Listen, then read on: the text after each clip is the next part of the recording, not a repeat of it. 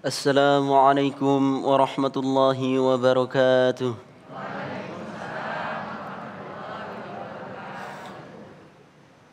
أعوذ بالله من الشيطان الرجيم.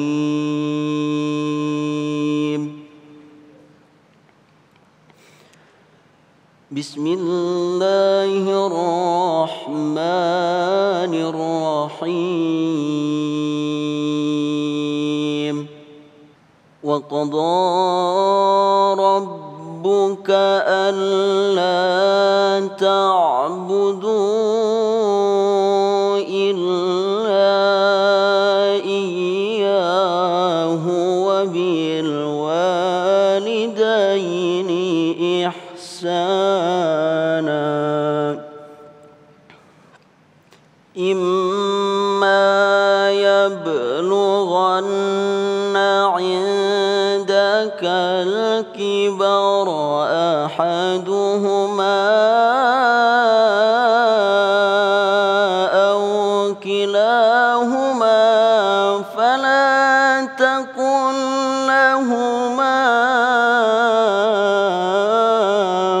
أف ولا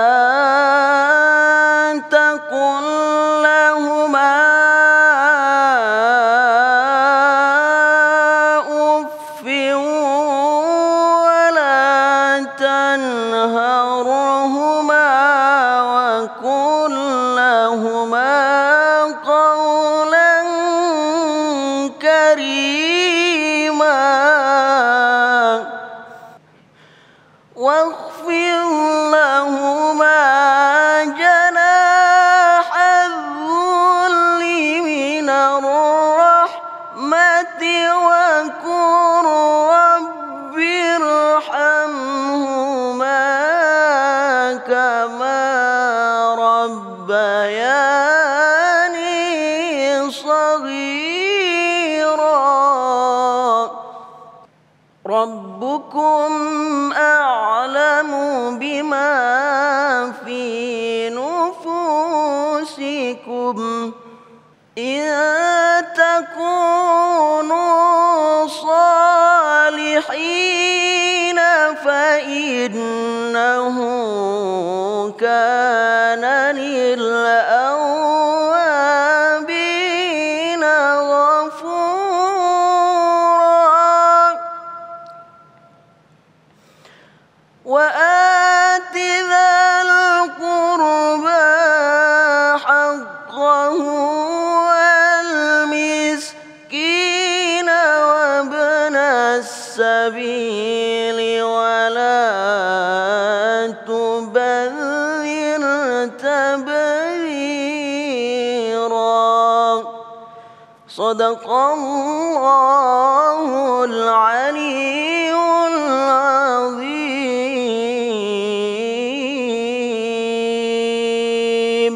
السلام عليكم ورحمة الله وبركاته. Assalamualaikum warahmatullahi wabarakatuh. Alhamdulillahirabbil alamin, nahmaduhu wa nasta'inu wa nastaghfiruh wa na'udzu billahi min sururi anfusina wa min sayyiati a'malina may yahdihillahu fala mudhillalah wa may yudlilhu fala hadiyalah. Asyhadu an la ilaha illallah wa asyhadu anna Muhammadan abduhu wa rasuluh la nabiyya ba'dah. Segala puja bagi Allah, kita kembali diperkumpulkan dalam Majelis Ilmu Damai Indonesiaku yang alhamdulillah pada kesempatan siang hari ini disiarkan dari Masjid Husnul Khotimah, Bumi Dirgantara Permai, Jati Asih, Kota Bekasi, Jawa Barat. Pemirsa, di era milenial seperti saat ini, kita sering melihat fenomena atau gambaran-gambaran bagaimana anak durhaka kepada orang tuanya. Bahkan akhir-akhir ini kita melihat berita bahwa ada seorang anak yang tega memperkarakan ibunya atau memperkarakan orang tuanya hanya gara-gara harta warisan. Fenomena apa ini? Nah, inilah yang akan menjadi bahasan tema besar di siang hari ini, yaitu berbakti kepada orang tua di era milenial. Alhamdulillah telah hadir guru-guru kita yang insya Allah akan berbagi ilmu kepada kita semuanya. Ada Ustadz Am Amiruddin dan Ustazah Bunda Yati Priyati. Insya Allah akan memberikan tausiah atau berbagi ilmu kepada kita. Insya Allah di segmen satu ini Ustadz Am Amiruddin akan menyampaikan materi tentang berbakti orang tua adalah perintah Allah Subhanahu Wa Taala. Inilah Damai Indonesiaku. Selamat mengikuti.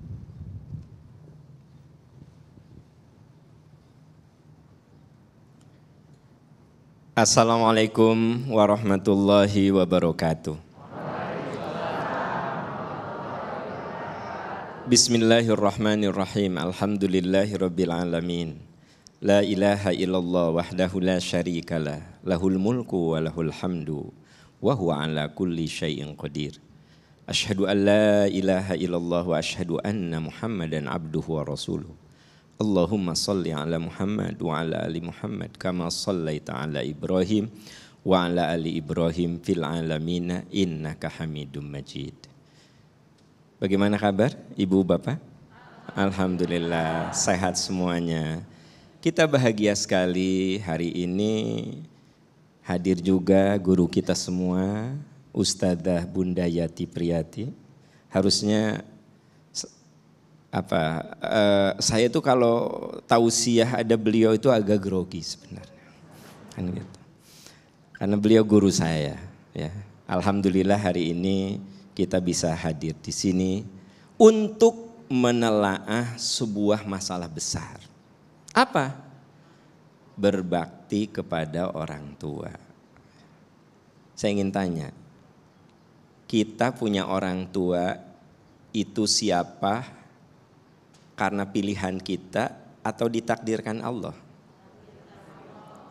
Saya nggak bisa milih ibu saya nggak bisa milih bapak saya, tapi Allah yang menakdirkan. Aam, kamu jadi anaknya Ibu Asiyah, kamu jadi anaknya Pak Nurdin, maka lahirlah Aam Amiruddin dari rahim Ibu Asiyah. Makanya tidak boleh kita menggugat asal usul. Dasar dari Sunda. Bukan pilihan saya orang Sunda. Jawa loh. Amit-amit Jawa. Nggak boleh, kenapa? Anda jadi orang Jawa, jadi orang Sunda, jadi orang Manado, bukan pilihan kita. Saya anaknya Pak Nurdin, anaknya Bu Asiyah, bukan pilihan saya. Jadi ada dalam hidup ini yang bukan pilihan kita. Nah termasuk kita ini lahir dari rahim siapa? Itu betul-betul takdir Allah Subhanahu wa Ta'ala. Makanya setiap orang akan mendapatkan orang tua yang boleh jadi ideal, boleh jadi tidak ideal. Betul nggak? Ada orang tua tuh, alhamdulillah ya Allah ibuku itu ya. Pokoknya kalau disebut ibu, dia adalah pahlawanku, dia adalah malaikatku, dia adalah pelindungku. Pokoknya ibuku mah udahlah pokoknya. Ada yang gitu. Ada yang kalau disebut ibu, ya begitulah. Ya gitu. Nah, jadi artinya tidak ideal, ya. Nah, mau ibu kita ini ideal, mau tidak ideal, mau ibu kita ini baik, mau ibu kita ini tidak baik, mau orang tua kita ini panutan atau orang tua kita ini tidak soleh, maaf kasarnya bejat gitu. Tetap kita wajib bakti kepada orang tua. Ya. Mau orang tua kita soleh solehah, mau orang tua kita tidak soleh, sama wajib berbaktinya. Catat itu. Ya. Wa wassaynal insana biwalidayhi hamalathu ummuhu kurhan wa wada'athu kurhan wa hamluhu wa fisaluhu 30 syahra. Ya. Dalam proses kelahiran anak, Bu, siapa yang berjasa? Ibu. Bapak nggak ada jasa? Tuh, berubah lagi jawabannya. Ya kan? Saya tadi tanya, Bu, yang berjasa dalam kelahiran anak siapa? Ibu. Bapak nggak berjasa? Ya berjasa. Kenapa ibu tidak katakan dua-duanya berjasa? Tapi siapa yang paling menderita? Setuju saya. Contoh di Al-Ahqaf ayat 15. Wa wassoinal insan, kami wajibkan kepada manusia agar dia berbuat baik kepada ayah bundanya. Ibunya hamil dalam keadaan susah payah, bertambah susah payah. Hamil dan menyusui butuh waktu 30 bulan. Hamil dan menyusui, kalau digabung itu butuh waktu 30 bulan. Berarti kalau kita bicara tentang penderitaan, memang ibu itulah yang paling menderita. Kalau kita bicara berjasa, dua-duanya juga punya jasa. Nah, kalau orang tua kita masih ada, kita bisa berbakti kepada orang tua dengan cara pertama mendoakannya. Yang kedua, mengalah untuk hal-hal yang tidak prinsipil. Tadi ayatnya dibacakan, wahfid lahuma janahadzuli minar rahmah, mengalah untuk hal-hal yang tidak prinsipil. Ke orang tua mah mengalah. Wa kullahuma qaulan karima, jaga lisan supaya ucapan kita tidak melukainya. Jadi ternyata bakti kita kepada orang tua yang masih hidup itu mendoakan, mengalah untuk hal-hal yang tidak prinsipil, bicara yang santun, dan apa? Kalau kita punya rejeki, ringankan kehidupannya. Kata Nabi, rugi. Siapa ya Rasulullah yang rugi? Kamu masih punya orang tua tapi tidak menjadikannya pintu surga. Makanya ringankan beban-beban orang tua kita kalau kita masih mampu untuk meringankan beban. Semoga kita termasuk kelompok yang selalu berbakti. Amin. Amin, amin ya rabbal alamin. Masya Allah, paparan yang luar biasa sekali. Kita telah diberikan 3 tips tadi oleh Ustadz Amir Amiruddin, yaitu mendoakan, mengalah, kemudian untuk menjaga lisan juga kepada orang tua kita. Lalu bagaimana kita melakukan bakti orang tua? Karena berbakti orang tua adalah ajaran penting dalam Islam. Itu nanti yang akan disampaikan oleh Ustazah Bunda Yati Priyati di segmen berikut. Tetaplah di Damai Indonesiaku.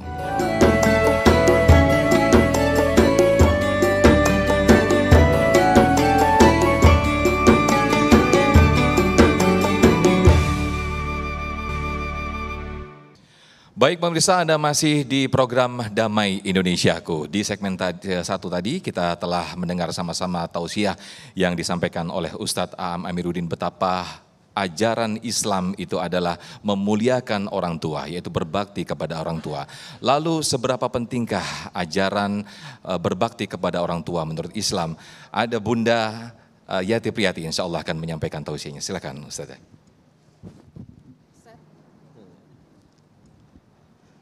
Bismillahi, assalamualaikum warahmatullahi wabarakatuh.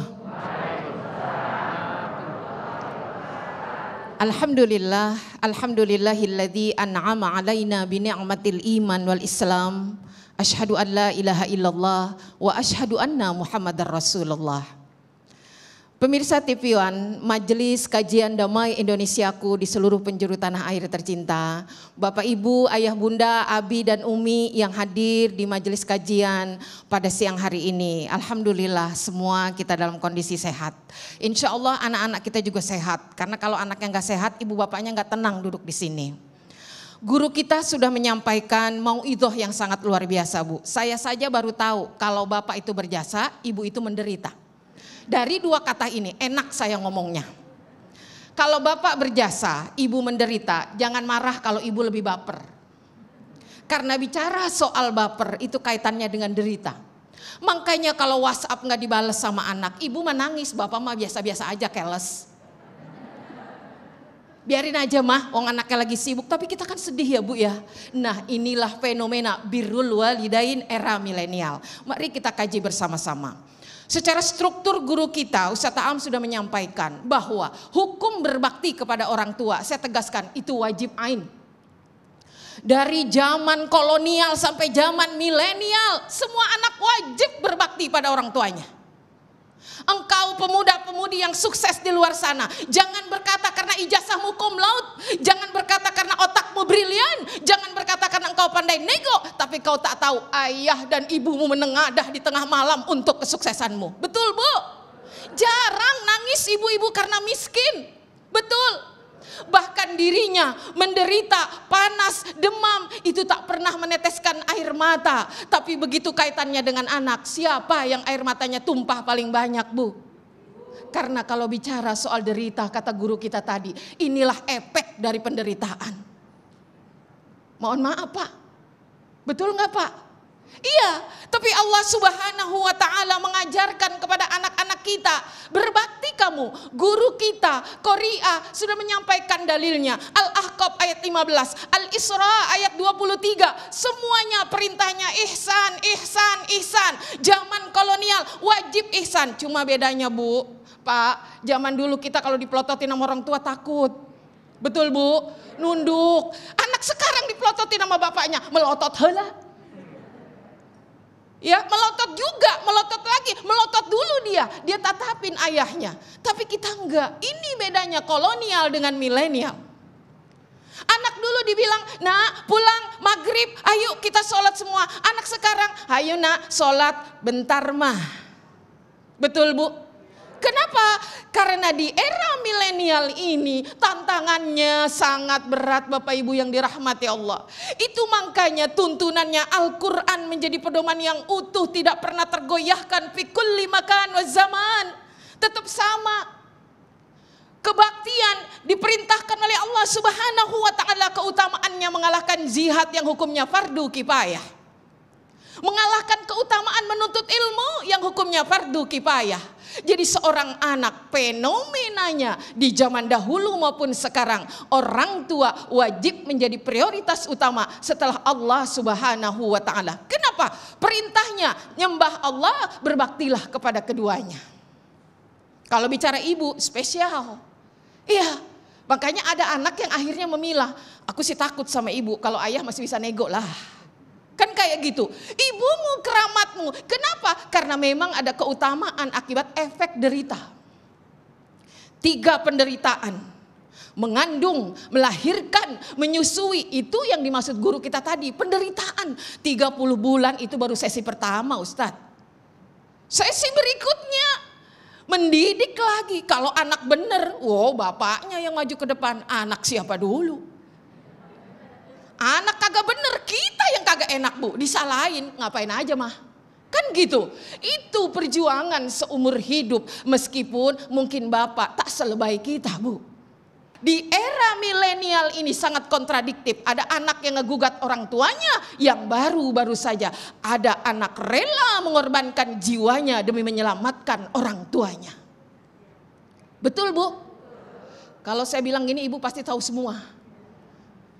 Di masa Rasul Shallallahu Alaihi Wasallam, dimensi kedua ini juga terjadi. Ada tokoh yang namanya Alqamah. Ada tokoh yang namanya Uwais Al-Qarni. 2 pemuda ini memberikan contoh kepada kita semua, kepada anak-anak muda, adikku, anak-anakku semua, betapa Alqamah orang yang soleh sulit mengungkapkan kalimat syahadah di akhir hayatnya karena dia bikin kecewa ibunya. Wahai anak muda, jika kau memprioritaskan istrimu dan luka hati ibumu, betapapun sukses hidupmu tak kau raih kesuksesan yang sempurna. Beda dengan Uwais Al-Qarni. Sekali bersahabat Umar bin Khattab mencari beliau. Kenapa? Karena beliau katakan, carilah pemuda Yaman ini. Kenapa? Karena pemuda ini akan mengabulkan setiap zikir dan doa yang dititipkan kepadanya. Penasaran Umar bin Khattab, siapa Uwais Al-Qarni? Ternyata dia adalah pemuda yang sangat berbakti kepada ibunya. Jadi mohon maaf, Anda yang muda sukses di sana, bukan sekedar ijazahmu, bukan sekedar pandai engkau bersosialisasi, bukan sekedar engkau pandai melobi, tapi ibu dan ayahmu doa-doanya mengguncang aras tanpa kau ketahui. Jangan sombong. Suksesmu adalah harapan orang tuamu. Betul ibu? Anak sukses nggak dibagi apa-apa juga tenang Bu. Betul? Walaupun mereka punya rumah megah, disuruh ajak pindah ibu ke rumahnya. Bukankah kita lebih betah tinggal di rumah sendiri? Rumah tua yang kadang-kadang bocor. Bu, anak rumahnya mewah, paling tahan Pak. Punten Pak, paling tahan nginep 3 hari. Saya punya bapak, saya udah siapin kamar bagus-bagus semalam, 2 malam udah minta pulang. Padahal masih kangen. Kenapa? Bagi orang tua melihat anaknya sukses, kesuksesannya tetap taat kepada Allah, lebih dapat hadiah dari Gunung Uhud. Betul Bu? Kelihatan dari matanya. Mata ibu-ibu menderita semua.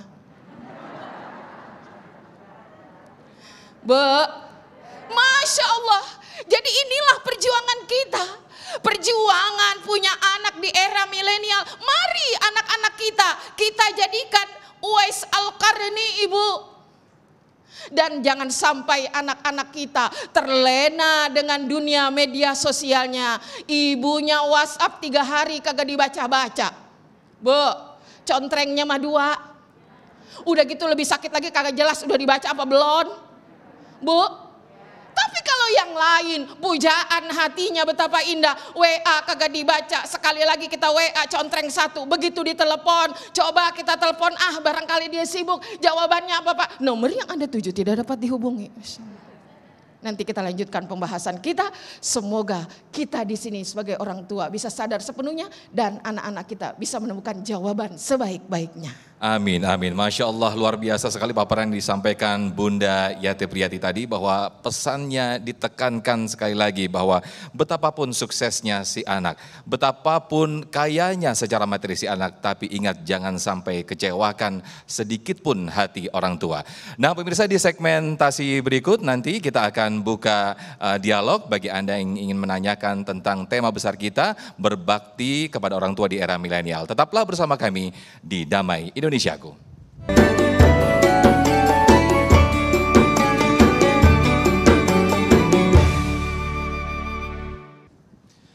Alhamdulillahirrahmanirrahim, Anda masih di program Damai Indonesiaku. Di segmen 3 ini saya akan buka pertanyaan mengenai tema besar kita, berbakti kepada orang tua di era milenial. Sebelum saya lempar pertanyaan, saya ada satu pertanyaan nih Bunda. Apabila kita merasa sebagai orang tua, maksud kami sebagai anak yang itu sudah sukses, kaya raya, saya baktikan orang tua saya dengan saya mencukupi materinya, saya berikan semua materi. Saya sudah merasa berbakti orang tua. Itu bagaimana fenomena seperti itu, Bunda? Silakan. Baik, Ibu yang dirahmati Allah, Bapak-bapak, ya memang sukses itu orientasinya selalu materi, ya, baik orang tua maupun anak. Tapi seperti tadi saya ungkapkan bahwa rumah anak mewah, ya, megah, ya, semuanya serba ada, serba beda sama rumah kita yang jadul, ya. Tapi apakah itu bisa mengobati? Bahwa di sini kalimat ma'ruf, kalimat ihsan tidak hanya bersandar kepada materi. Banyak orang tua yang tercukupi materinya kesepian. Akhirnya mereka bilang apa? Sudahlah kalau kayak gini caranya mah titip mama di panti jompo. Karena mama di sana banyak temen. Artinya apa?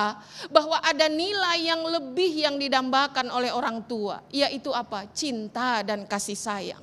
Perhatian. Mereka ingin didengar keluhannya. Mereka ingin direspon ceritanya. Apakah dia bisa bicara dengan uang? Apakah uang menjawab keluh kesahnya? Apakah semua benda yang difasilitasi oleh anak yang dikatakan adalah kebaktian? Kalau begitu ternyata tidak bisa. Lebih lagi ketika kita merujuk kepada Uwais Al-Qarni, apakah materi yang diberikan kepada ibunya? Dia bukan laki-laki kaya. Bahkan ketika ibunya minta diberangkatin haji, dia bingung bagaimana. Strateginya adalah dia beli kerbau, dia bikin kandang di puncak gunung. Tiap pagi sama sore turun naik, dia gotong itu kerbau dari anak sampai gede, Ibu. Orang bilang Abah Uwais gila. Tetapi apa? Uwais Al-Qarni lagi pemanasan. Kenapa? Mampukah dia menggendong ibunya dari Yaman sampai ke Mekah? Materikah itu? Tidak. Masya Allah. Mudah-mudahan anak-anak kita menjadi seperti apa yang diceritakan Bunda tadi, menjadi sosok-sosok Uwais Al-Qarni. Dan saya berikan pertanyaan kepada bapak-bapak, silakan. Untuk yang penanya pertama, saya berikan waktu untuk Pak Ahmad, silakan. Silakan berdiri, disebutkan pertanyaannya. Assalamualaikum warahmatullahi wabarakatuh. Waalaikumsalam warahmatullahi wabarakatuh. Saya dengan Pak Ahmad, izin bertanya Bunda. Oke Ustaz. Izin Ustaz, untuk di era milenial ini, dulu yang tadi yang disampaikan dengan Bunda Teti itu di zaman-zaman dulu ada Uwais Al-Qarni.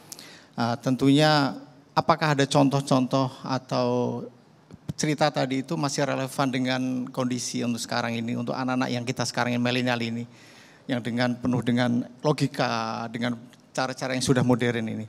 Kemudian minta contoh-contohnya biar kita ini bisa meniru Baik.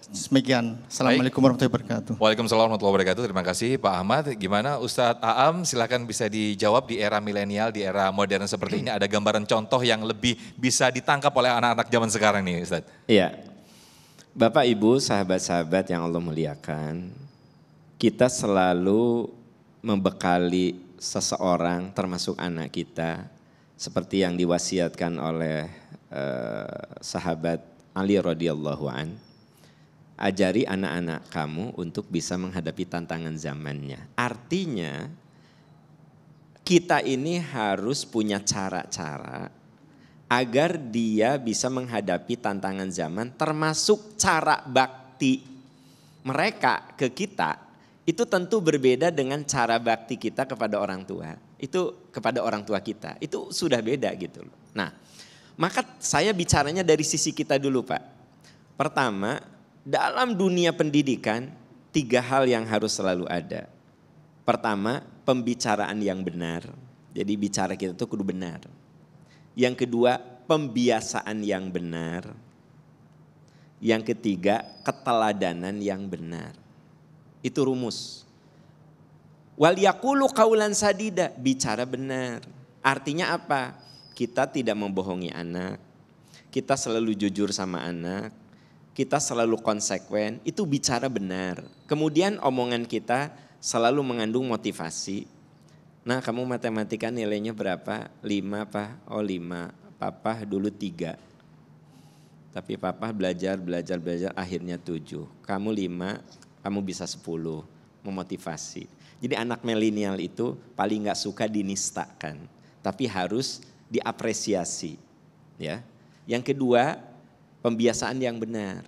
Jadi kita harus membiasakan hal-hal yang benar. Cara menyimpan sepatu aja, itu harus dibiasakan dari kecil. Cara menyimpan sajadah aja habis sholat biarkan gitu aja. Ayo nah sini, lipat. Jadi dari kecil gitu Bapak Ibu. Nah yang ketiga, keteladanan yang benar. Nah nanti dia akan berbakti kepada orang tuanya sesuai dengan tuntutan-tuntutan zaman. Kalau 3 hal itu sudah kita lakukan. Perkataan yang benar, pembiasaan yang benar, dan keteladanan yang benar. Masya Allah, suatu paparan yang luar biasa sekali disampaikan Ustadz Amiruddin. 3 bekal tadi, berbicara yang benar, kemudian pembiasaan dan juga keteladanan yang harus kita tanamkan betul-betul kita sebagai orang tua. Saya berikan kesempatan satu lagi untuk ibu-ibu. Ada Ibu Diana, silakan bisa berdiri dan menyampaikan pertanyaannya. Bismillahirrahmanirrahim. Assalamualaikum warahmatullahi wabarakatuh. Saya ingin bertanya Ustazah dan Ustadz tentang keberadaan anak perempuan. Bagaimana membagi ketaatan atau bakti kita kepada orang tua dan juga kepada suami. Apalagi kalau antara orang tua dan suami misalnya ada beda atau selisih paham. Terima kasih. Assalamualaikum warahmatullahi wabarakatuh. Waalaikumsalam warahmatullahi wabarakatuh. Terima kasih. Silakan Ibu Bunda. Nah, gimana? Ini fenomena yang sering terjadi. Iya. Sebagai seorang anak perempuan, mana yang lebih nurut ke suami atau ke ibu nih? Perempuan memang selalu fenomenal. Jadi ketika tadi kita angkat kasus Alqamah, kan laki-laki, ya, dia lebih memprioritaskan istrinya sehingga akhirnya mengalami kesulitan, iya kan? Nah, ketika bicara anak perempuan bagaimana? Nah, pada hakikatnya dan pada dasarnya orang tua punya hak yang sama atas anak-anaknya. Dan setiap anak punya kewajiban yang sama terhadap orang tuanya, baik perempuan maupun laki-laki. Nah, ketika bicara soal anak laki-laki, Rasul Shallallahu Alaihi Wasallam sudah sangat jelas-jelas mengajarkan, dan Allah Subhanahu wa taala memberikan tuntunan dalam Al-Qur'an. Nah, sinergi yang baik. Kenapa? Yang pertama, posisi perempuan kelak di kemudian hari. Makanya perempuan katanya keluar 3 pintu. Yang pertama, keluar pintu rumah ayahnya, dibawa sama suaminya. Betul? Iya. Yang kedua, keluar rumah pintu suaminya. Iya, dia mau kemana? Neraka atau surganya ada di sana. Yang ketiga, ya, pintu kuburnya. Artinya apa Ibu dan Bapak yang dirahmati Allah Subhanahu wa taala? Seorang laki-laki ketika sudah menikah, Jangan diambil sama istrinya. Makanya ini Ustadz, makanya yang banyak ribut mertua perempuan sama mantunya. Karena ibu merasa kehilangan anak laki-lakinya. Dia punya perempuan lain, yaitu istrinya. Tetapi agama syariat menganjurkan tidak begitu. Kalau istrimu kau jadikan bidadari di dalam rumah tanggamu, jadikan ibumu itu permaisurinya, ratunya. Jadi tidak ada kesenjangan. Kenapa? Ketaatan kepada suami bukan berarti mengabaikan kewajiban kepada orang tua. Ada kasus di masa Rasulullah juga kan, itu artinya apa? Kita jangan telak-melek telan dalil itu kan gitu. Kalau syariatnya benar ikuti, kalau syariatnya salah ya meskipun suami orang tua nomor satu kan kayak gitu. Kalau suami kita membimbing ke jalan yang benar, prioritasnya sama nih besarnya. Maka tanggung jawab kita sebagai seorang istri bisalah dialog dengan suami. Kan aku juga punya ibu mas. Baik, Masya Allah luar biasa sekali pemaparan yang disampaikan oleh bunda kita, Bunda Yati Priyati. Masih ada satu segmen lagi pemirsa untuk Anda yang ingin mengajukan pertanyaannya kepada guru-guru kita. Tetaplah di program Damai Indonesiaku. Usai jeda kami akan kembali.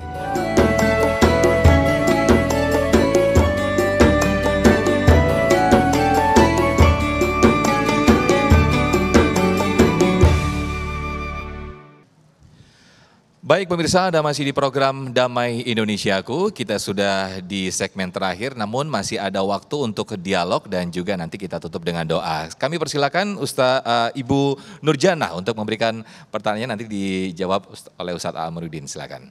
Bismillahirrahmanirrahim. Assalamualaikum warahmatullahi wabarakatuh. Yang saya mau tanyakan ini Ustadz, bagaimana menyamakan prinsip anak sama orang tua ya? Mungkin misalkan dalam prinsipnya ini pernikahan gitu ya, anak maunya istilahnya sukses dulu, berkarir dulu, orang tua maunya menikah gitu. Tapi dia punya prinsip sendiri, saya punya prinsip, bagaimana kalau prinsipnya itu bisa sama gitu Ustadz. Jadi dua-duanya bisa klop gitu. Baik, terima kasih. Warahmatullahi wabarakatuh. Waalaikumsalam warahmatullahi wabarakatuh. Perbedaan prinsip yang selalu ada di setiap kehidupan kita ini selalu ada. Bagaimana Ustadz Am? Perbedaan prinsip itu kan adanya di kepala kita, dalam memori kita. Maka satu-satunya kunci adalah berkomunikasi, berdialog. Ya. Dan ketika berdialog, yang namanya dialog itu jangan, kadang-kadang ada penyakit orang tua juga ya, jadi agak egois gitu. Pokoknya mama maunya kamu nikah dulu.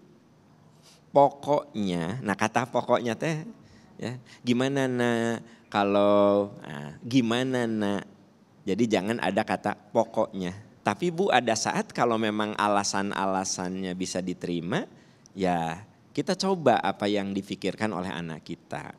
Karena bisa saja kata pikiran kita bagus, tapi kata pikiran kita yang usia kita terpaut 20 tahun dengan anak kita. Ternyata anak kita berpikirnya lebih melihat konteks sekarang gitu loh. Nah jadi dengan demikian ada saat kita memberikan kepercayaan pada prinsip anak. Ada saat ya. Selama tidak bertentangan dengan ajaran agama. Baik, terima kasih jawaban yang sangat luar biasa sekali. Jadi kesimpulannya seperti apa nih Bunda ketika ada fenomena seperti ini, banyak anak durhaka, bahkan banyak beberapa kasus kemarin anak memperkarakan orang tuanya. Ini orang tua yang salah didik ataukah anak yang kurang memahami tentang birrul walidain itu sendiri? Kalau ketika kita melihat fenomena yang terjadi akhlak pada anak-anak kita, mereka itu kan lahir atas dasar fitrah dari Allah, ya. Fa'akim wajhaka lid-dini hanifah, ya. Ini dalam surah Ar-Rum, ya, ayat 31. Nah, Allah Subhanahu wa taala ngasih setiap anak itu, anak ibu, anak saya, itu kertas putih gitu. Kalau tiba-tiba ada pembangkangan, barangkali warnanya ibu kuning, saya merah. Harusnya kita isikan kayak gitu. Saya setuju dengan apa kata guru kita tadi. Semuanya berangkat dari kita. Ada lagi ibu-ibu yang bertanya gini Pak, kurang bagaimana solehah saya ustazah? Kayak gitu kan? Bapaknya nikahin saya juga yang dipilih agamanya, tampang saya mah pas-pasan. Kan kayak gitu. Tapi kok anak kayak gini, kayak begitu ibu? Ibu, kan Allah sudah kabarkan. Kalau anaknya mulus, suaminya setia, anaknya soleha, rezekinya banyak, tambah gemuk kita, Bu. Betul nggak? Allah jadikan anak-anak sebagai ujian, tidak selalu bahwa itu adalah kesalahan kita. Tapi memang arif dan bijak, ketika anak melakukan kesalahan, kita kembali kepada diri kita. Itu lebih bijak. Tadi kata guru kita, bahkan Nabi bilang, kalau kamu ingin diperlakukan baik oleh anak-anakmu, perlakukan baik orang tuamu. Kan kayak gitu. Allah tahu ya, tabur tuai gitu prinsipnya. Makanya berikan saja anak-anak kita itu kata-kata yang baik, ya, apalagi perbuatan yang baik, kemudian juga contoh yang baik. Kalau nanti mereka terkontaminasi di mana? Di luar. Percayalah, Bu, ibunya madrasah utama, ya, keluarganya kampus pertama, ya. Kalau dia lengah saat ini, kalau saya mah sebagai ibu hakul yakin, karena kita yang ngandung 9 bulan, Bu. 2 tahun didekap sama kita, bukan sama bapaknya. Tadi kata guru kita, ngomongnya jangan pakai pokok. Ya, ngomongnya dari hulu ke hilir. Yang kedua, ibu ini kan lembut. Kita aja berhasil menaklukkan hati bapaknya. Ya kan? Dari pelit sampai pemurah. Masa gak bisa menaklukkan anak? Ya, insya Allah. Jangan pernah membuat catatan yang jelek untuk anak kita. Masya Allah, luar biasa sekali pemaparan yang disampaikan oleh guru-guru kita. Harapan kita semuanya bahwa semoga kita menjadi anak-anak yang selalu berbakti kepada orang tua kita. Begitu juga anak-anak kita menjadi anak-anak yang berbakti terhadap kita semua selaku orang tua. Alhamdulillahirrahmanirrahim, Damai Indonesiaku sudah tiba di penghujung acara. Terima kasih atas perhatian Anda. Nanti akan diteruskan, ditutup oleh doa yang nanti akan dipimpin oleh Ustadz Amiruddin. Saya Muhammad Sofyan mewakili kru yang bertugas. Undur pamit. Terima kasih. Wassalamualaikum warahmatullahi wabarakatuh. Bapak Ibu, pemirsa, mari kita tundukkan kepala kita. Allahumma inni as'aluka bi anni ashhadu annaka antallah la ilaha illa antal ahadus somadul ladzi lam yalid wa lam yulad wa lam yakul lahu kufuwan ahad. Ya Rahman ya Rahim, ya Aziz ya Hakim ya Ghafurur Rahim. Ya Allah, ampuni segala kehilapan kami, maafkan segala kekeliruan kami. Bimbing kami semua dengan cinta-Mu, dengan rahmat-Mu, sehingga kami merasa nikmat di jalan kebenaran dan kebaikan. Ya Allah yang Maha Pemurah, ampuni kesalahan kedua orang tua kami, muliakan kedua orang tua kami, berkahi kedua orang tua kami. Tempatkan kedua orang tua kami di sisi-Mu dengan penuh kemuliaan. Naungi kedua orang tua kami dengan rahmat dan cinta-Mu, sebagaimana mereka tidak pernah lelah untuk menyayangi kami. Ya Allah yang Maha Pengampun, Maha Pemurah, Maha Penyayang, karuniakan kepada kami keluarga yang penuh mawaddah, rahmah dan sakinah. Jadikan ya Allah anak keturunan kami, anak-anak yang soleh, yang sehat, yang cerdas, yang bisa menghadapi tantangan zaman. Jadikan ya Allah anak cucu kami menjadi jariah, menjadi cahaya kubur setelah kami berpulang kepadamu. Ya Rabb, beri kami kekuatan agar kami bisa mendidik anak-anak kami untuk menjadi anak yang soleh. Berikan kekuatan kepada kami agar pembicaraan kami selalu menjadi kebaikan untuk keluarga, agar perilaku kami menjadi teladan bagi keturunan kami. Rabbana hablana min azwajina wa dhurriyyatina qurrata a'yun waj'alna lil muttaqina imama. Rabbana atina fid dunya hasanah wa fil akhirati hasanah wa qina adzabannar. Subhanaka rabbika rabbil izzati amma yasifun wa salamun alal mursalin. Amin ya arhamar rahimin. Amin ya rabbal alamin. Walhamdulillahi rabbil alamin.